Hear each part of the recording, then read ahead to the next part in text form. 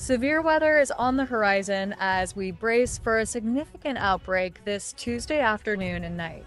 The Storm Prediction Center has issued a categorical outlook, highlighting the risk of severe thunderstorms, including strong tornadoes and damaging winds.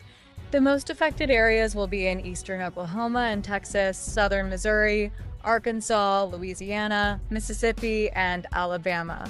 As the cold front races through the south and southeast, we can expect continued convective activity into Wednesday, impacting Alabama, Georgia, northern Florida, and the Carolinas. Rainfall will be modest, accumulating 1 to 2 inches from Tuesday through Thursday.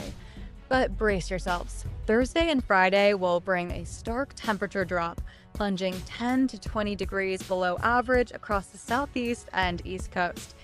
Even Florida will feel the chill, with temperatures around 10 degrees colder than usual. Stay alert as we monitor this evolving weather pattern closely.